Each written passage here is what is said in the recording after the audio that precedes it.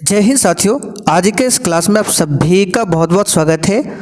तो साथियों, बिहार पुलिस मध्य निषेध सिपाही और कक्षपाल की भर्ती के लिए आज हम लोग जीके और साइंस को मिलाकर 30 प्रश्नों का एक छोटा सा टेस्ट को कवर करेंगे।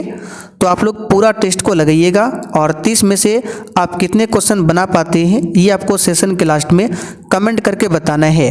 और जिनको भी इस एग्ज़ाम के लिए बैच ज्वाइन करना है, आपका बैच स्टार्ट हो चुका है, किस प्रकार से ज्वाइन करना है इस पर मैसेज करके पूछ सकते हैं। ये हमारा व्हाट्सअप नंबर है। तो चलिए इसी के साथ आज के सेट को स्टार्ट करते हैं। तो साथियों, आज का पहला क्वेश्चन देखिए, हम्पी का विरूपाक्ष मंदिर किसे समर्पित है? भगवान शिव, भगवान गणेश, भगवान विष्णु या फिर डी भगवान ब्रह्मा को। चलिए क्वेश्चन नंबर 1 के लिए आप लोग आंसर बताइए। हम्पी का विरूपाक्ष मंदिर किसे समर्पित है? तो यहाँ पर जो भी साथी ऑप्शन ए बता रहे हैं आपका बिल्कुल सही जवाब है, भगवान शिव को समर्पित है। यहाँ पर आंसर क्या होगा? ए वाला ऑप्शन। चलिए अगला क्वेश्चन देखिए, महात्मा गांधी ने दक्षिण अफ्रीका में कौन सा अखबार शुरू किया था? चलिए क्वेश्चन नंबर 2 के लिए आप लोग आंसर बताइए। महात्मा गांधी ने दक्षिण अफ्रीका में कौन सा अखबार शुरू किया था? तो इसका सही जवाब है इंडियन ओपिनियन। फर्स्ट ऑप्शन यहाँ पर आपका सही जवाब है। इस क्वेश्चन पर स्टार मार्क कर लीजिए, एग्जाम के लिए इंपॉर्टेंट है इंडियन ओपिनियन। और साथियों, अगर आपको क्लास का PDF, one liner GK GS का notes, one liner question bank, special Bihar GK का नोट्स, ये सब कुछ चाहिए तो ये हमारा व्हाट्सएप नंबर है, इस पर मैसेज करके आप लोग बता सकते हैं, आपको डेमो के लिए मिल जाएगा। अगला क्वेश्चन देखिए, भारतीय संविधान के किस अनुच्छेद में जीने के अधिकार से संबंधित विवरण मिलता है?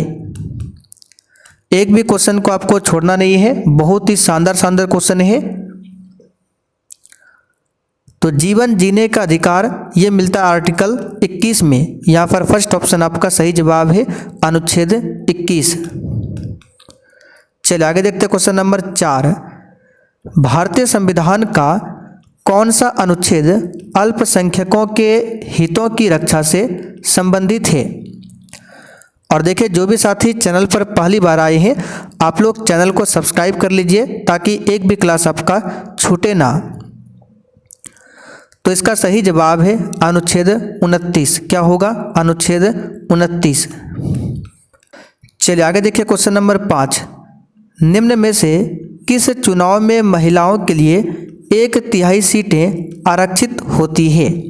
बिल्कुल आपके एग्जाम पैटर्न पर आधारित है। और साथियों, अगर आपको इस एग्जाम के लिए डेली फुल डिस्कशन के साथ, थ्योरी के साथ प्रैक्टिस सेट चाहिए तो आपको डेली रात 8 बजे क्लास मिल जाएगा। तो यहाँ पर इसका सही जवाब है पंचायती राज में। फर्स्ट ऑप्शन यहाँ पर आपका सही जवाब है।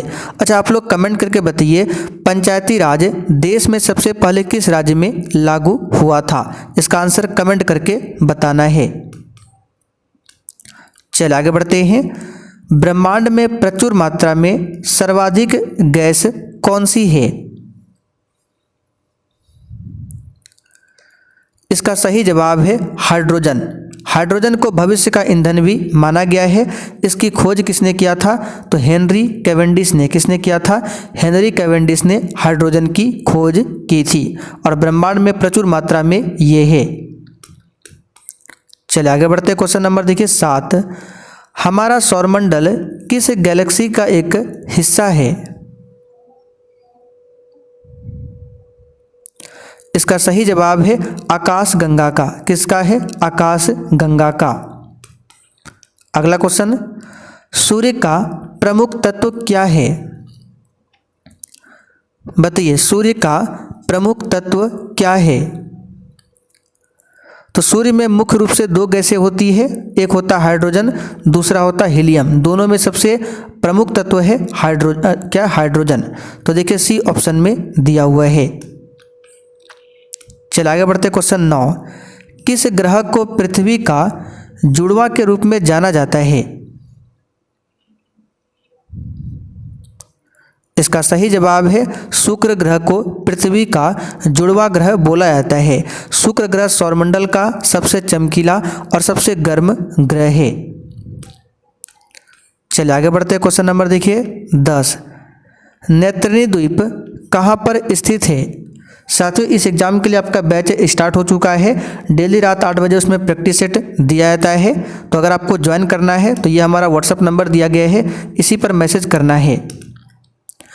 तो नैत्रिणी द्वीप जो है ये लक्षद्वीप में है। कहाँ पर है?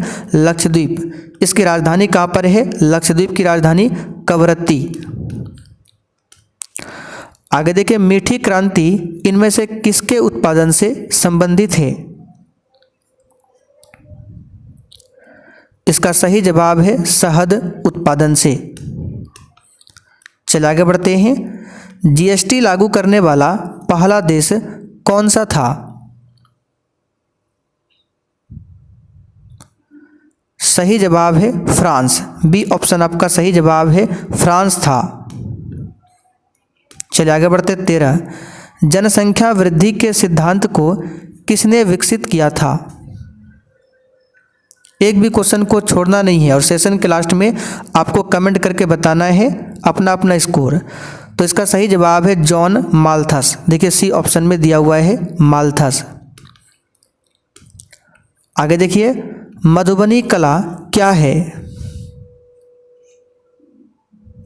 तो यहाँ पर इस क्वेश्चन का आंसर हो जाएगा सी ऑप्शन, बिहार में प्रचलित लोक कला। ठीक है, इसका आंसर याद रखिएगा सी ऑप्शन। ये क्वेश्चन भी एग्जाम के लिए इम्पोर्टेंट है। चलिए आगे देखिए, राष्ट्रीय ऊर्जा संरक्षण दिवस कब मनाया जाता है?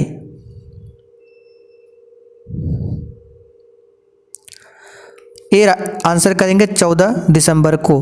2 अक्टूबर को अंतर्राष्ट्रीय अहिंसा दिवस और इसी दिन गांधी जयंती भी मनाया जाता है।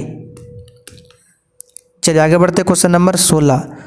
भारतीय मूल का प्रथम नागरिक जिसे नोबेल शांति पुरस्कार प्रदान किया गया है, बताइए कौन है?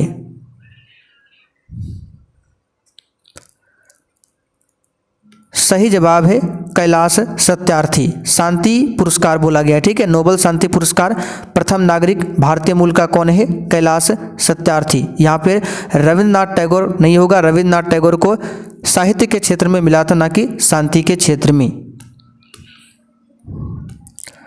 आगे देखिए, विश्व विरासत स्थल पशुपतिनाथ मंदिर डैश में स्थित है, बताइए कहाँ पर? तो साथियों ये काठमांडू में है। कहाँ पर है? नेपाल की राजधानी काठमांडू में। मुक्त रूप से निलंबित चुंबक किस दिशा की ओर संकेत करता है? बताइए इस क्वेश्चन का आंसर क्या होगा? इसका आंसर होगा उत्तर दक्षिण। बी ऑप्शन सही है। भारत की सबसे पुरानी पर्वत श्रृंखला कौन सी है? तो सबसे पुरानी पर्वत श्रृंखला की बात करें तो यह हो जाएगा अरावली पर्वत श्रृंखला, सबसे पुरानी है। बी ऑप्शन आपका राइट आंसर है, ध्यान रखिएगा। चलिए आगे देखिए, एक आदर्श ईंधन वह है जो सस्ता हो, कम प्रदूषण फैलाने वाला हो, उच्च ऊष्मीय मान वाला हो, उपर्युक्त सभी। डी ऑप्शन राइट है। आगे देखिए, बहुउद्देशीय नदी घाटी परियोजनाएं आधुनिक भारत के मंदिर है, यह कथन किसका है? बताइए कथन किसका है? तो यहाँ पर इस क्वेश्चन का आंसर क्या होगा? तो ये कथन है पंडित जवाहरलाल नेहरू का। किसका है? पंडित जवाहरलाल नेहरू का। आगे देखिए, एग्रोस्ट्रोलॉजी के अंतर्गत किसका अध्ययन किया जाता है? फिर से रिपीट कर देते हैं, यहाँ पर हम किसी क्वेश्चंस का डिस्कशन नहीं कर रहे हैं, किसी भी क्वेश्चंस का। अगर आपको डिस्कशन के साथ पढ़ना हो रात 8 बजे की क्लास को देख सकते हैं। तो एग्रोस्ट्रोलॉजी के अंतर्गत घास का अध्ययन होता है। संविधान सभा के प्रारूप समिति के सदस्यों की संख्या कितनी थी? तो ये क्वेश्चन प्रैक्टिस सेट में कई बार बता चुके हैं, 7। बी ऑप्शन यहाँ पर आपका सही जवाब है। कितना? तो 7। आगे देखिए, ऑप्टिकल फाइबर का आविष्कार किसने किया? ये क्वेश्चन ऑलरेडी पूछा हुआ क्वेश्चन है। तो ये किया था नरेंद्र कपानी ने। बी ऑप्शन सही है। चलिए आगे देखते हैं।